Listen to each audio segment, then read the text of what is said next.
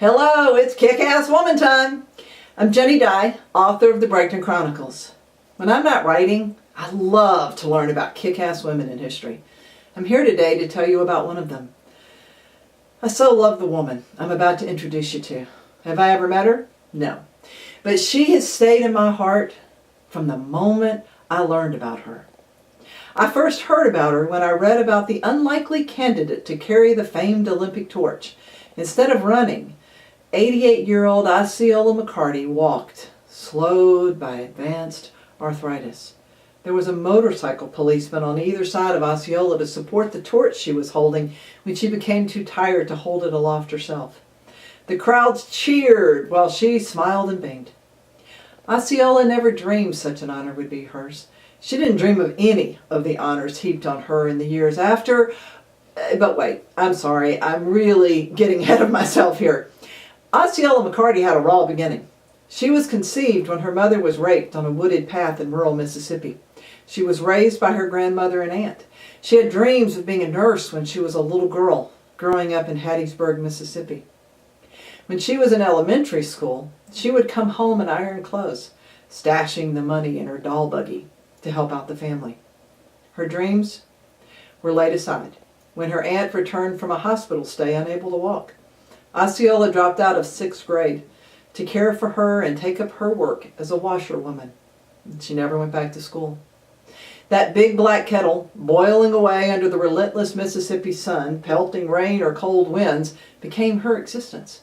You could find her from early in the morning until late in the evening, either washing clothes or stooped over a hot iron as she crisped them up. At some point, she became content with her life. She loved her work, but she thought a lot about what education would have meant to her if she could have stayed in school. Osceola buried her grandmother, then her mother, then her aunt, and she kept right on washing and ironing, 75 years worth. She lived alone.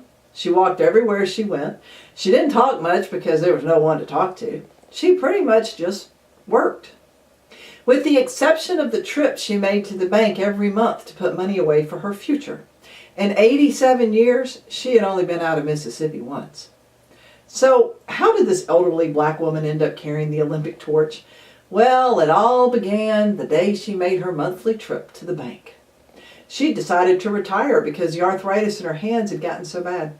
The bank officers suggested she should make plans about what she was going to do with all her money. She didn't know what they were talking about. All her money? Yeah.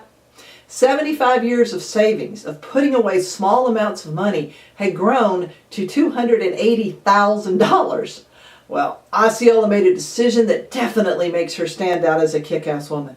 She decided to give most of it away, not when she died, but immediately.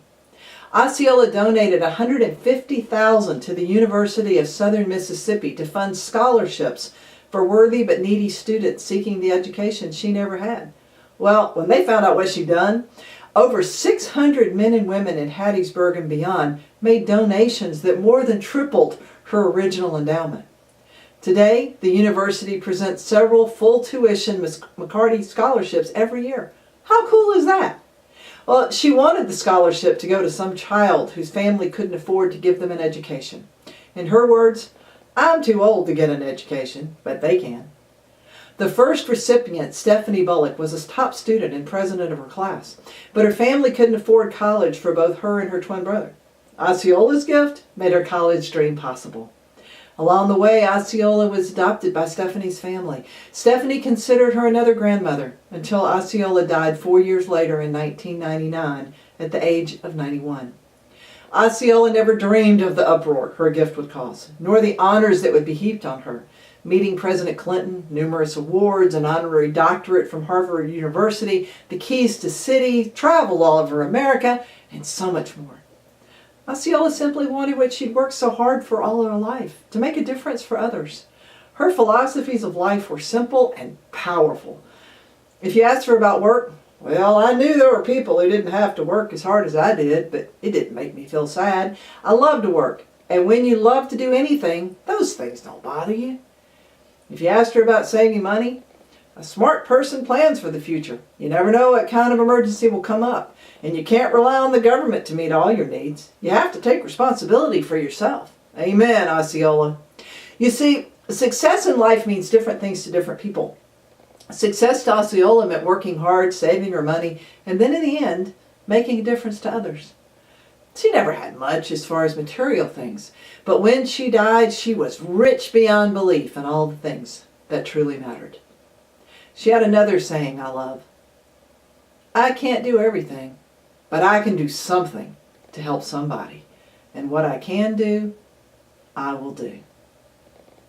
Osceola was definitely a kick-ass woman. So let me ask you, what makes a great life for you? Too many people never answer that question for themselves. They let the world define success for them and then wonder why they're dissatisfied with the results of their life. If you want to be a kick-ass woman, I encourage you to take some time and discover the answer for your life. Here's one more of Osceola's beliefs. She was asked about good living, and this was her answer. There's a lot of talk about self-esteem these days. Seems pretty basic to me. If you want to feel proud of yourself, you've got to do things you can be proud of. Feelings follow actions. There's one thing I'm very sure of. Osceola lived a life of hope and joy. Oh, I'm sure she had bad days, but she made the choice to choose joy and hope as she lived her simple life. A simple life that when she least expected it, catapulted her to fame.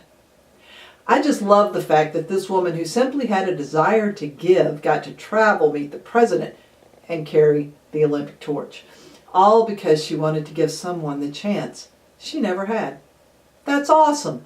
The thing that is even more wonderful is that I know if none of the recognition had ever come to her, she would have continued to live her life of quiet hope and joy that made her a kick-ass woman. That's all for today. Subscribe to my channel below because I'll be adding many more stories of other kick-ass women.